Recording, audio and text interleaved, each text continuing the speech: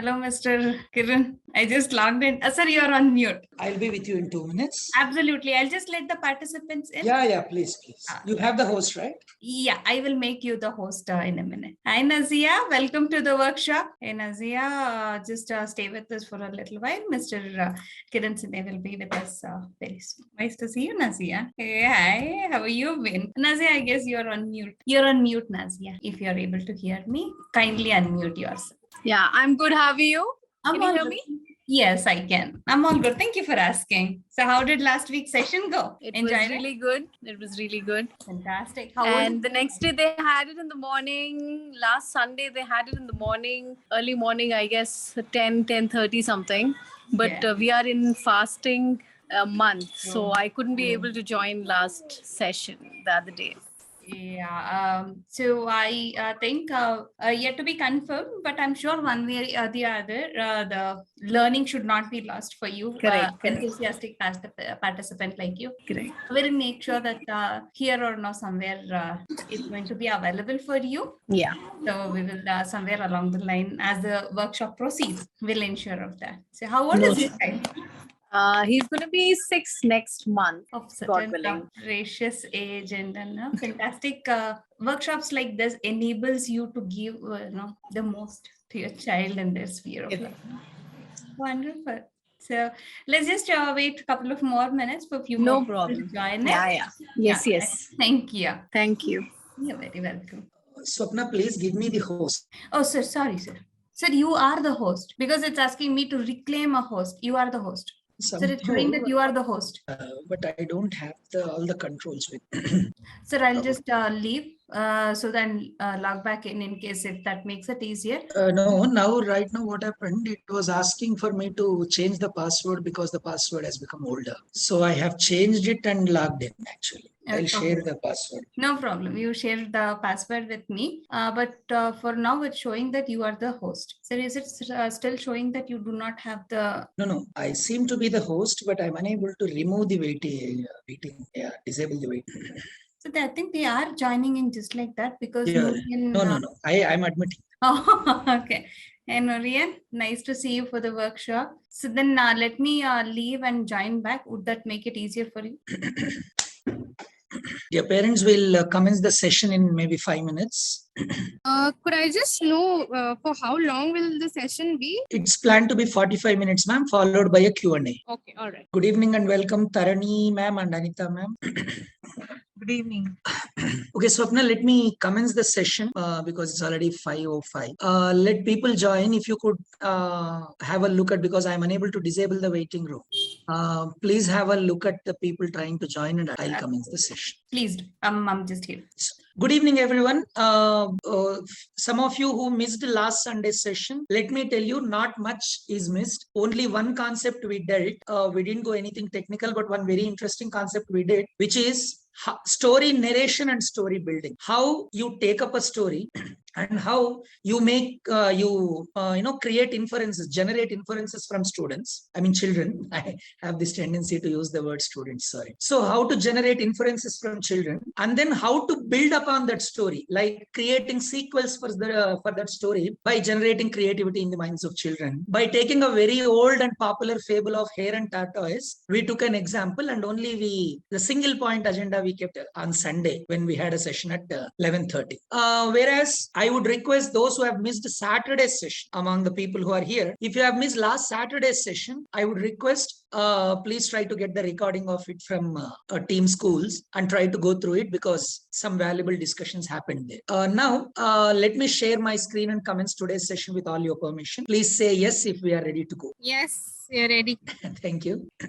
So welcome to yet another session of Montessori, where we believe every parent can teach and we want to empower every parent to be a junior Montessori. In today's session, the major agenda we have here is how to deal with, and I'm directly jumping into the session because most of the parents are familiar already. So I'm not getting into any self-introductions and all. And content is more important than my introduction. That's what I believe. So cognitive age versus chronological age. I'll not waste your time and our time by technically explaining everything. Let us make it so simple. Chronological age refers to from the day they are born until today, what is supposed to be their age. So simple.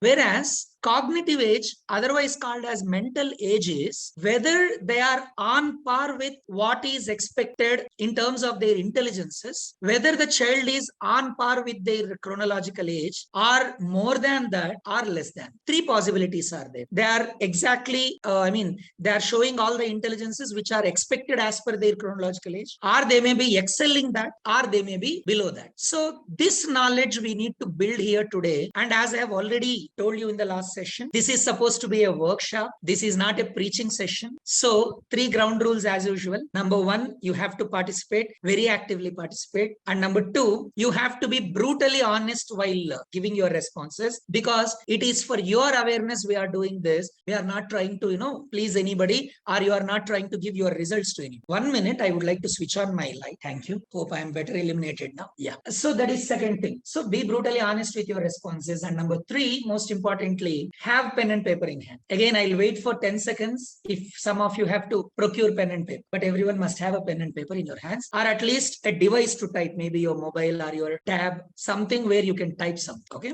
Others can go through the content on the screen. I don't want to bore you with all the technical details. Everything is self-explanatory. The basic difference I want you to understand. From the day they are born until today, what is their age is called chronological age. And the intelligences they are supposed to exhibit by an age they reach, are they exhibiting or not, is called their cognitive age or mental age. Now, intelligence quotient, IQ of a child, called mental age divided by chronological age into 100. Now, as I have already told you, there are 3 possibilities here. One is mental age and chronological age being on par with each other. In that case, IQ comes out to be 100. When IQ comes out to be 100, they are said to be average. They are said to be average. They are on par with chronological age. Whereas if the IQ is coming less than 100, means there is every possibility of child cognitively not growing on par with the age. Means their mental age is lesser than their chronological. In that case, it comes out to be less than 100. Then the child is said to be dull intelligent. Child or even us. These tests are suitable for us also. It depends.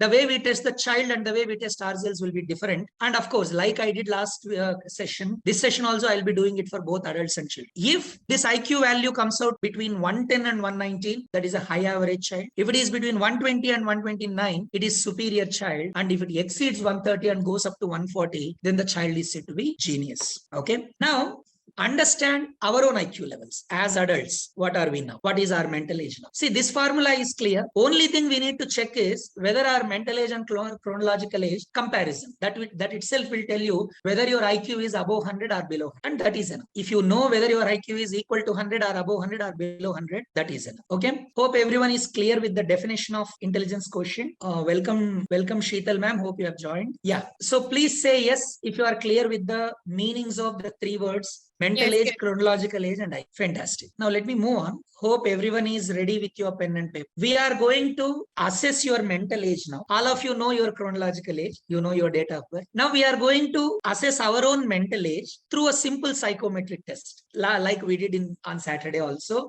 for assessing how strong a parent we are. Last session we assessed how strong a parent we are. This session we are going to assess how strong we are mentally. Okay. So for that, we have a set of 10 questions. For each question, it will be a little different from the previous psychometric assessment. For each question, we will have 3 options. The only thing you need to do is question 1, whether your answer is A or B or C. Question 2, whether your answer is A or B or C. That's all. So understand the 3 options of the question and give your response in the paper. After I finish a page full of questions, I'll ask you to take a screenshot of it so that you will have the questions with you for your ref. Not a problem. Okay. Now, the first question on your screen for you. Sorry. What you usually do when you commit a mistake? And before you start answering it, as I already repeatedly told you, psychometric assessments are for your personal benefit. And we are not going to ask you the results of it like I did in the last week also. So I request you to be very, very, very honest with it. Put yourself in the shoes of that situation. Aparna madam, I would request you not to annotate on the screen, or you have a child with you who is trying to annotate, because that will be hindering the visibility of the questions here. So let us go answer this first question and be brutally honest about it. If I commit a mistake, I'll admit that I have committed a mistake and try to fix it. Or I'll try to find out why I made a mistake. Or I'll laugh at that mistake and go for someone else's help to fix it. Please take 10 seconds, put yourself in the shoes of that situation and answer what you would do among these three options. Don't give a polished answer which looks nice here. Of course, all of them are looking reasonable according. So hope you have responded to the first question. Let's move on to the second. First thing you do, immediate thing you do. When a friend cancelled a plan in the last minute, maybe you had a trip to go or you had a party to go for, and the friend called up and said, I can't come, I'm sorry. You will say it's okay and find yourself some other pastime. You will feel very upset about it, or you will schedule another day with that friend so that you can have fun, which you have missed today. Please respond whether your answer is A or B or C. Now I'm going to the next slide, so you may take screenshot of this for your reference. At the end, you should know. Just a question at this, if I can interrupt. Sometimes my answers are like, slightly 50-50. It's coming at 50-50. The most dominant one should be set. All right. Thank you for that. Yes. Moving on. You may take screenshot of this. Now, question number 3. How would you normally react when someone is angry with you? Give them some space and time before talking to them again. Just move away for some time. Let them cool down. I'll come back. Or I'll fix the things immediately by getting into a discussion with them peacefully. Or joke with them until they regain their, try to, cheer them up until they come back to their cool. Moving on to the fourth question. Assume you won a lot of cash in a contest. Let's hope it will become true for some of you sooner. Assume you won a lot of cash in a contest. What would you do with it? Option A, buy few basically needed things and put the rest in the bank. Option B, go on a vacation, maybe some world tour which I have been dreaming to go. Or buy few gadgets and accessories that I have been dreaming for a long time, could not afford. Please put your response A or B or C for that. Moving on. What would you do if you had two equally good opportunities to choose from them? Any context for that matter, let it be job, let it be dresses, anything for that matter. You had two equally good opportunities to choose from them. Option A, you will think of past experiences, analyze and take a decision. Or option B, you choose an option that you feel is more quality relatively. Or option C, ask someone's opinion and check what they would do if they are in your. That ends page 2 of the questionnaire. You may take a screenshot of this for your reference. Hope you have responded to all the 5 questions. Moving on. How do you handle a disagreement situation at workplace or in the family? Some arguments are happening. Okay. Each one is not happy with others' answer. I'll discuss, try to bring things my way. If not, I'll compromise. Option B, I'll go to a senior and ask him to mediate because both of us are unable to settle things. Let some better person mediate. Or I'll stick to my decision and wait for the things to unfold. Question number 7. What would you do if there is an important work due tomorrow? Today already you had a hectic day. You reached home, but you know very well back of your mind that there is some other important work that is due tomorrow for which you have to do the groundwork. Option A, start working on it right away and relax it once it is done. Or option B, relax for some time after the day's work and then commence tomorrow's task. Or option C, I'll go intermittent manner. Work, rest, work, like that. I'll work for some time, take rest, then work for some time, take rest. Please put yourself in the shoes of the situation and take your decision. Which of the following responsibilities would you like to eliminate from your life if there is a chance to do it? Assume you have these duties, but you can remove that from your life. A, paying bills, B, doing laundry, or C, picking up someone from like picking up child from the school, picking up parents from the bus stop, anything like that. I have finished page 3 of the questionnaire. You may keep a screenshot for your reference. Moving on to the last 2 questions. How would you react if someone compliments you? Accept the compliment and compliment them in turn, or accept and just thank them, or reject saying that I don't deserve your compliment. See, again, my thing here is, in each situation, we might have behaved each ways, but most of the times, commonly, what do we do? That's what we have to answer. I understand Swapna's dilemma when she was asking me, it is 50-50. We have to go with the most dominant of the situation. Last question for you there. Which of the following would be my most favorite vacation site? A museum, an amusement park with family, or a beach with friends? A, museum, B, amusement park with family, B, beach with friends. All right. There ends the self-assessment for mental age. We'll be switching to children very soon, which will be more important and more exciting for us. But first, if we are clear, see why I have done last session, this session, why I am asking parents to assess yourself is, unless you are stronger internally and your intrapersonal skills become stronger, you will not be able to deal with children effectively. And most of the parents fail because of that only. So parenting and intrapersonal development are not different. That we have to understand always. Now let's move on to the results.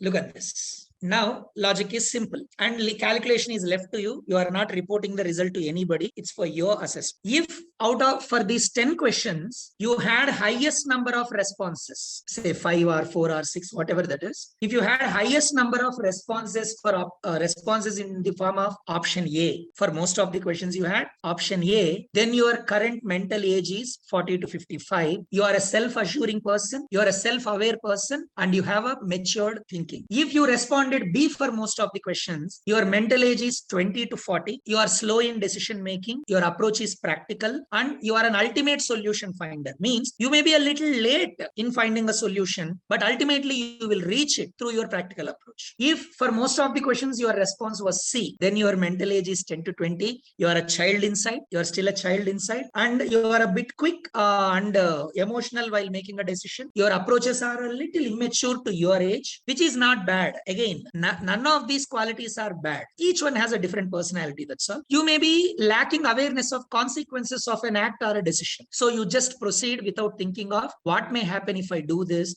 or what may happen if I think like this, or what may happen if I make this decision. Okay.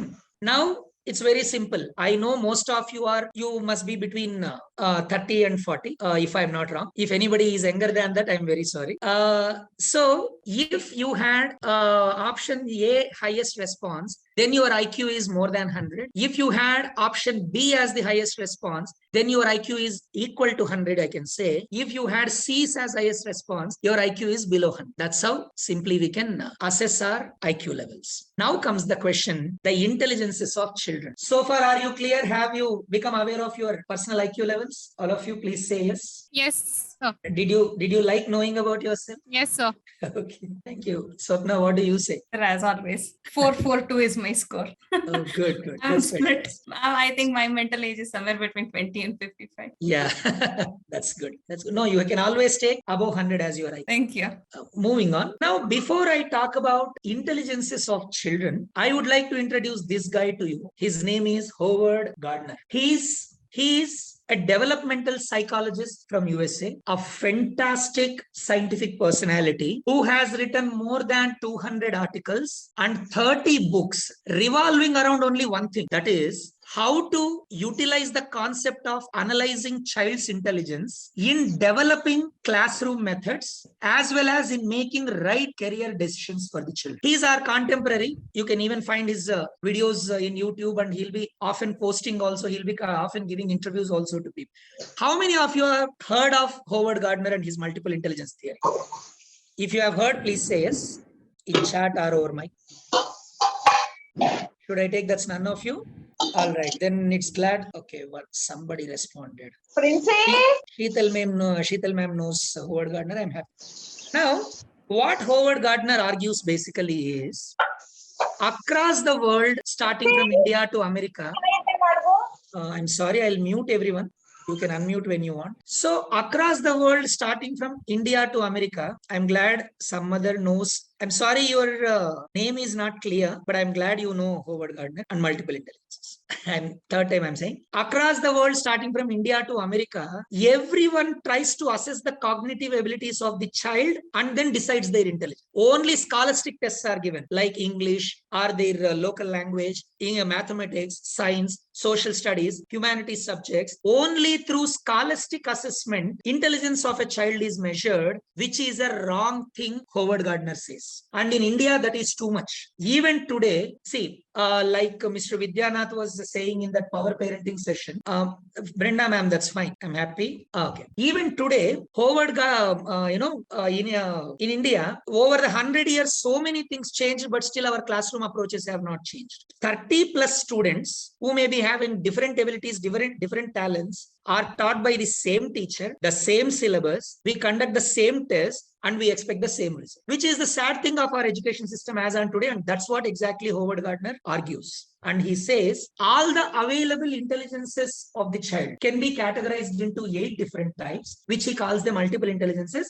And recently he has been adding few more. He has added something called existential intelligence recently. But they are all like not very related to career, but these 8 are absolutely related to children's careers or their development. Now what Howard Howard Gardner says is any 2 or 3 of these 8 intelligences will be most dominant in a child. If we could identify them and further nourish them so that their career can be planned on the strongest intelligences. At the same time, he has written a lot of books on saying how to develop each of these intelligences by doing simple activities, by giving simple chores to do. How can we develop each of these intelligences? So either you choose a career and develop the required intelligences for that, or you assess your intelligences and choose a career that suits those intelligences. This is what exactly Howard Gardner talks about. Now, as you can see on the screen, 8 of them are visible to you. Can you tell me bodily and kinesthetic intelligence will be useful in what kind of profession? Kinesthetic means what we achieve using our muscle group. The gross and fine motor skills come under kinesthetic intelligence. Can you tell me any professions that kinesthetic intelligence helps in growing? Maybe wrestling. Perfect. So you can generalize it by saying all sports people, all PT masters, all bodybuilders, gym trainers, all these people. Then interpersonal means the people who can,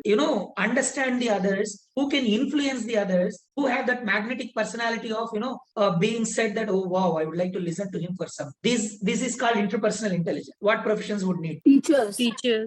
Perfect. Teachers, counselors, public speakers, all these people. Then human resources. Of course, human resource managers. Perfect. Verbal and linguistic intelligence. The name says it all. Can you tell me which professions would need it? Authors, perfect. Language teachers, journalists, all these people, anchors, all these people. Then logical and mathematical intelligence. Again, name explains everything. Can you tell me who needs logical and mathematical? Doctors. Doctors to some extent, of course. To People become who doctors, drive, after becoming driving. doctors, they may not. Driving. Yes, perfect. Next. Chartered accountants. Super. Chartered accountants, they need a big time. Engineers need logical and mathematical intelligence. Moving on to naturalist intelligence, I'll explain it to you briefly, the meaning of it. If you are a person, yes ma'am, bankers, accountants, pilots, perfect. Naturalist intelligence. If you are a person who loves to stop, observe, question what you have observed, and hypothesize from your own mind to answer your observation. I repeat, you don't just walk away if you see something. You stop immediately and ask, why is it happening like? How is it happening like? And to answer those why and how questions, you explore your own mind. You don't go somewhere else first. You explore your own mind and try to make assumptions to answer the question. Such assumptions are called hypotheses. Then to confirm your hypothesis, you make observations and experiments. Such attitude, such researching attitude is called naturalistic intelligence. So it is very obvious that scientists need that. Last but one, intrapersonal intelligence. Interpersonal, dealing with other people. Intrapersonal means Maybe dealing with ourselves. And this is a skill that is needed by everybody, irrespective of what profession you do. This is a skill that is needed by everybody, being a mother, being a father, being a child, whoever you are. Okay. Unless you can analyze your own self, you cannot deal with other people also. You cannot maintain relations. Then visual and spatial intelligence. If you could imagine something back of your mind and present it in a way that people also would get that what you had, the mental picture you had, you should be able to present it to people also, like in the form of a poem or in the form of a sketch, or in the form of a painting, or in the form of an animation, or in the form of a movie. If you are able to present your mental picture to people, then you are a visual spatial intelligence. Architects need it big time. Animators and filmmakers need it big time. A professional sketch artists need it big. Lastly, musical intelligence. I'll not spend any time on that. The name says it all. The music directors, sound engineers, acoustic engineers, all these people. Why I introduced this to you was for 2 reasons. One, to tell you that last time I was telling you in the last session that motor skills, social and emotional skills, language and communication. These are the 3 skills we should strongly sharpen within 6 years. In that, please understand bodily and kinesthetic intelligence also is one of the intelligences. That means, because today's session was majorly assessing motor skills of the children. Why I introduced this Howard Gardner's multiple intelligences to you was, even the motor skills refers to one of the intelligences of the children. They directly sometimes and indirectly sometimes contribute to the cognition of the child. A simple example, let us take. An infant who is still crawling, not even standing on knees, who is still crawling, if he or she is able to move from one place to the other, at least few inches or few centimeters, the child will be observing the differences in the environment. Now he or she is here. After some time moving around here. After some time moving around here, their environment changes. When the environment changes, their observations change. When the observations change, automatically their thinking keeps changing. So, and now body movement is nothing but a gross motor skill. Child being able to crawl from one place to the other is a gross motor skill. But because of that gross motor skill, child's cognition also is developing because the changing environment is offering different observations to the child for his or her brain to think. So, conclusion, even motor skills are a part of intelligence. If you understood and agree with me, please say yes. Thank you. Now, having said that, let me move on to the concept of motor skills. There are two kinds of motor skills to be sharpened for the children. One is gross motor skills, where large muscle groups of the body are being utilized for performing. Strengthening, coordination, reaction time, all these are part of this. Gross motor skills indirectly will be, gross motor skills should be developed before even the fine motor skills are developed, because fine motor skills are something that are achieved by using small muscles. So fine motor skills demand a high precision, a higher degree of control. That's why fine motor skills can be developed only after the gross motor skills are developed. Examples are before you: skipping, cycling, standing up. If it is an infant, crawling, standing up, moving from one place to the other, all these things come under gross motor skills. Holding a pencil, rubbing over a paper, the movements of eyelids, even movements of eyelids, all these things come under fine motor skill. Okay, if we are clear with the basic definition of motor skills, this is fine. I would like to directly get into the important part of it. I would request every parent, based on the age of your child, to keep a screenshot of the list that I am showing you here. If your child is below 3 years, whether answer to your question, whether your child is able to do this or not, whether your child is able to do this or not, is the question for you. If more than 70% of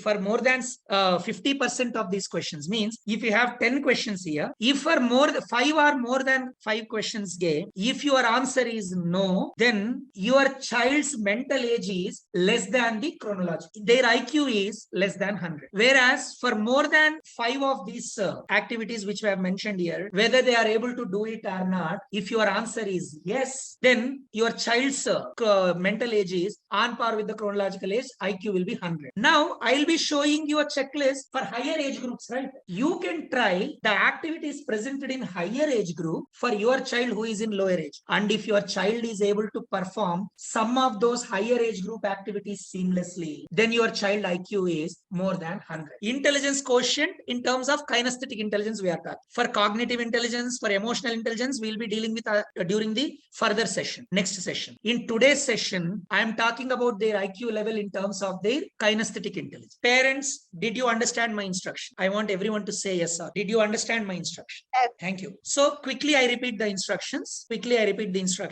You will be, I have got checklist for 2 to 3, 3 to 4, 4 to 5, 5 to 6. Totally 4 checklists are. You would be taking screenshots of every one of these checklists. Next 1 week, by the time we meet next Saturday, you will be performing these activities as well as some activities from higher age group than your child, and see whether your children are able to seamlessly perform these activities or not. If they are able to perform happily the list given according to their age, their IQ is 100. If they are unable to perform more than less than 50% of them, they are able to perform. More than 50% they are unable to perform, then their IQ level is less than 100. Whereas finishing their age activities, if they are able to perform some higher age activities also, then their IQ is more than 100. So simple the calculation. Now, if your child is below 3 years, take the screenshot of this particular screen. The child should be able to transition into different positions, should be able to walk smoothly and turn corners, should be able to run with control, should be able to climb onto or climb down from the furniture without your help, roll the ball, pull himself or herself from a standing position, walk up and down the stairs with support, either your finger or the railing, walking while holding a toy successfully, changing directions while walking successfully, and then picking up toys from the floor without falling. Then, hope you have taken the screenshot of this. Then for the age group of of 3 to 4. You try to stand. This I have done. See, generally in yoga, we have something called Vrikshasana. While I was doing an exercise one day, I was casually trying Vrikshasana because my daughter was trying to imitate my exercise. She was unable to do anything, but she was simply imitating. If I, fall on the floor, she will also lie down on the floor. Then I felt interesting and I tried to do Vrikshasana by putting one leg on the knee of the other, one foot on the knee of the other. She immediately tried to imitate it. She could do it only for 2 seconds or so, but even I was very excited because I didn't know that she could do that. She was just there for 2 seconds. So this is what you need to check. Similarly, perform some bilateral movements of limbs before them and see if they can repeat it or not. Like, for example, in same exercise, I'll be folding my ankles and I'll be doing this arm rotation exercise. And my daughter tried to mimic me, though she could not do successfully. This we can try. Then running with control, which is common for 2 to 3, 3 to 4. Again, they should be able to climb onto or climb down the furniture without your support. They should be able to climb jungle gym or ladder. Very important. But always while giving these activities, be watchful. Yes, ma'am. Excuse me. Yes, This is Nazia. Unfortunately, I have to leave the session because my Rosa time is going to start. I have to open the fast. I have to prepare for it. Please, it's a request that can you just arrange a session like 3 to 4 in the afternoon? That would be really good. Because last time when I attended a session, it was the same time, but I still managed to do it. So it is very unfortunate that I have to leave the session. I understand. I really don't want to leave because my son is 5 to 6. Please carry on. I'll request Swapna to arrange recording for you this session. And next week, surely we will take a call on, advancing. Please, I don't have we will definitely do our best to give you the recording and I'll keep in touch with you. Please do good take care of yourself and your family. Okay, the phone or something. Thank you. Thank you, sir. Bye-bye. Moving on. So likewise, they should be able to drive a tricycle by now. They should be able to change their directions while walking. Now, though not exactly from their, palms, at least using the whole body, at least by hugging the ball, they should be able to catch a ball. Then they should be able to walk and up and down the stairs with alternating feet. Means one feet on the lower step and one next feet on the higher step. Then they should be able to jump with both the feet together 5 times continuously. They should be able to walk on tiptoes. All these things you should do before them and they should mimic. And whether they are able to mimic or not. And while doing these things, be careful, be watchful of whether they are doing it safely or not. At the same time, don't be overcautious and don't control them from doing it. Let them do it, but take prior precautions. Then picking up toys from the floor without falling over, which is common from 2 to 3, 3 to 4. Hope all of you have taken a screenshot of this. I'm moving on to 4 to 5 age. All of you should have all the screenshots, believe me. Because you should try from higher age group activities also. Now, gross motor checklist for 4 to 5 years age. Draw a proper line. I would love it if you could have a small painting in your floor in the form of an ellipse or in the form of an oval, whatever the area you can cover, and ask the child to walk on that line only. The width of the line that you are going to draw should not be more than the width of 4 fingers of our palm. Means that should be approximately, some 5 to 6 centimeters maybe. With that width, how much ever long it is possible, if you could draw or paint an ellipse or a circle in your oval in your home and ask the child to walk along that line carefully. Then safely performing a forward roll means, they call it somersaults, right? Try and make them do the somersaults if possible on bed only so that it will be safer. Then they should be able to catch a ball that is being bouncing and falling down. They should be able to pick it up. They should be able to run around the obstacles. Means you please place some, like in traffic, we'll have some cones, right? Traffic. Such things you place in a row and ask them to cross them carefully. Then they should be able to imitate your bilateral movements of limbs. Do exercise before them and see if they can mimic you. Jump over an object by landing with both their feet. Try to give up 2 feet height or 2.5 feet height or 3 feet height approximately and ask them to jump over that with both the feet. Then hopping on one foot, standing on one foot for 5 seconds at least. Previous age group I mentioned 2 to 3 seconds should be fine. This age group they should be able to stand on single leg for 5 seconds. Walk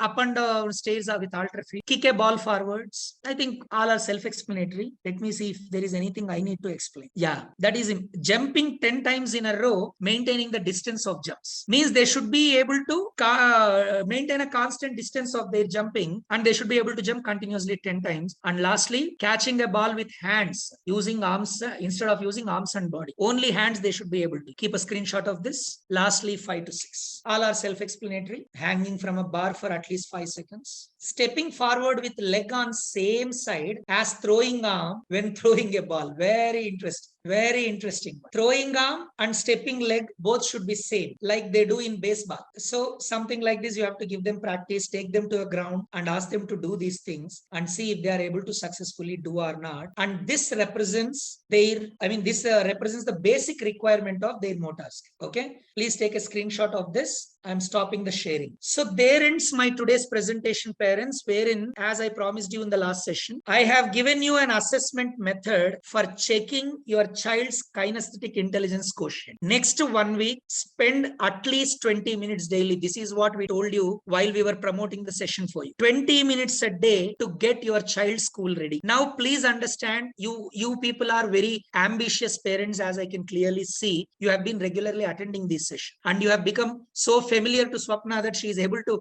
recognize each one of you. Now, that ambition of attending these theoretical sessions should not go waste by not performing the right practice. And as I already told you, it is a series of workshops. These are not mere preachings. I'm not wearing any saffron clothes here. I'm not here to just, share the knowledge. Yeah. Sheetal ma'am is requesting for recording of today's session as she joined late today. Fine, ma'am. Sure, Swapna should be able to take care of that. So having said that, I request you to sincerely perform these activities with your children, assess their IQ level, and without any hesitation, there is nothing wrong in sharing amongst the parents. We are a small group of close circle of parents. So if you found that your child's kinesthetic intelligence did not come on par with the requirements, you can discuss with me. I'll propose simple activities for you to sharpen those things. Okay. And surely, believe me, anything can be rectified at any stage. That's my promise. We can mend the child and we can bring them to more than 100 IQ level at any stage by taking the right steps. And I'll be able to give you the right step. Okay. Having said that, I open myself up to any questions. That exactly 45 minutes I took. I should appreciate myself for this. Ma'am, we'll be having session only on next Saturday.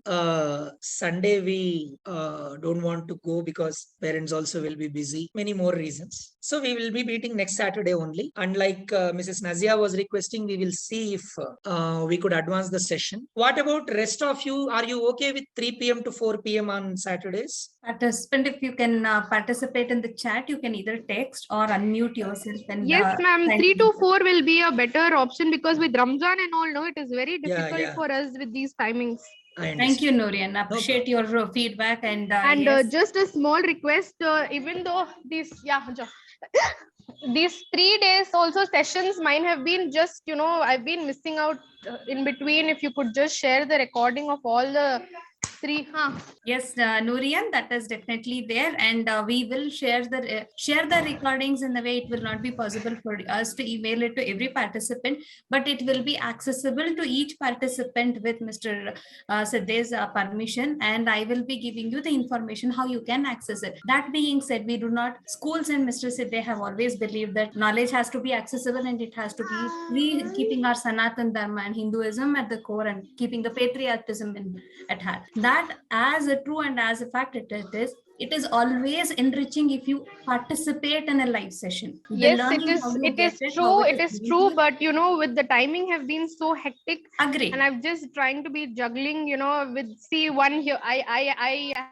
Nurian, I do agree to that, and with the due respect to you and your role and responsibilities in your personal life, let's keep others also into consideration. Participant, kindly let us know through chat or unmute yourself and let us know. Is 3 o'clock okay?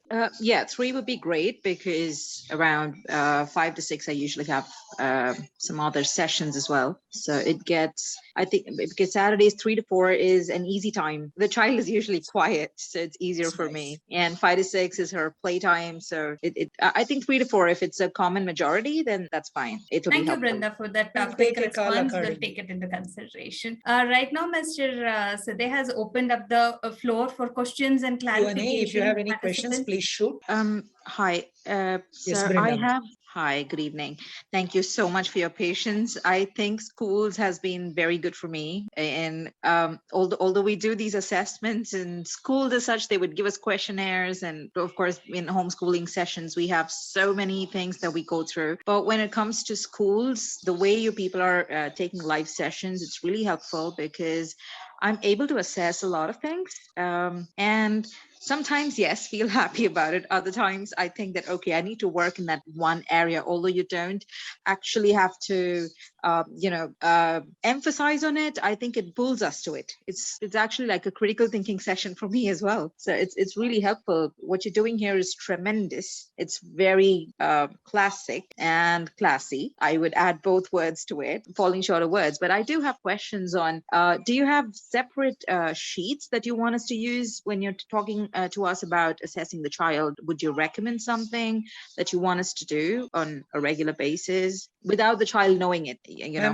Absolutely, that would work. As you rightly pointed out. See, myself, I'll share my own activities with you. Mm-hmm. From the day my child is born, it has been 2 years, 8 months as of now. I have been maintaining a journal on her growth. Every important day, see, being very hectic with works and all, on a daily basis, I will not be able to write the journal, but still, every important observation I make in her growth, in terms of, the language she is speaking, the activities she is doing, everything, and the way she is responding to the activities I am assigning to her, everything, I maintain a journal. Exactly, that's what every parent has to do. Please keep a journal, date-wise journal if possible, so that in the future when you are referring to it, you should know by what age the child has done what activities. So keep a journal, conduct all these activities for the child, note down the responses, note down how excited you were observing her doing it, observing him doing it. I don't know who is the child. And at the same time, observe a child's response also, how happy the child was in participating in these acts. And without any hesitation, note down the IQ that has come out, so that we will be open to introspection when situations come. So you write down statements like this very clearly. Say, for example, she has exhibited an IQ of more than 100. Mm-hmm. Just mention that I'm blessed to have this child. She is already having more mental age than her chronological age. I'm very happy, and I swear myself to ensure this continues even when she grows up, because there is no guarantee that initially, thank you Sheetal ma'am, initially if they are showing more mental age than the chronological age, as they grow it comes down eventually because of many avocations in and around. So you should be able to appreciate the child and appreciate yourself for that. If you got a IQ level less than 100, you should be able to mention that I should be more responsible. My child is not showing the IQ levels as expected, so I should be more responsible from now on. I need to spend at least 20 minutes. So make statements which will increase your responsibility, and that will always. So you're talking more about goal keeping and sustenance. At the same time, observations, noting down the observations and making inferences from it. Right, that has been helpful. I don't actually keep a dedicated book because it fills out, but I do have a daily diary in which I used to keep writing things down. So when I actually go back to the diaries, my child is 6 now, so I'm talking about a volume of books. And it has helped me, but I'm not very consistent with it. I have to confess, I'm not consistent with it right now. We need not be consistent, ma'am. Even see, let me tell you my example. Yesterday I sat and wrote 2 days observations, but before that there was 11 days gap. So don't take stress out of it. Don't take stress out of it. Yeah. When you make a major observation and you feel, yes, this has to be registered, that's when it is. Great. Thank you. Any other questions? Thanks a lot. It was very pleasure interacting with all of you. And thank you, Swapna. Thank you, Srinivas sir, for giving me an opportunity to interact with such ambitious parents and share my knowledge. I'm really feeling happy that whatever we know, we are able to, give it to more people and help the people accordingly. Fabulous. Thanks a lot. Thank you, Swapna. Let me take leave. Sir, and thank you, everybody who's been here with us for close to an hour. And sir, as always, respect and gratitude for freely sharing your knowledge, extensive knowledge at that. And we hope to see all of you next Saturday, probably with a revision in the time, which seems to suit most. That would be 3 to 3:45. And the next 10-15 minutes would be open for question and answer sessions. And the most prominent question that came towards the Skoolz is a recording of it. We do have made a note of it, and we will be communicating to you about it. So we will not let you dry, leave you dry. It will be made accessible to you. Thank you. With that, we'll close today's session and hope to see you all next Saturday. Thank you. So thanks.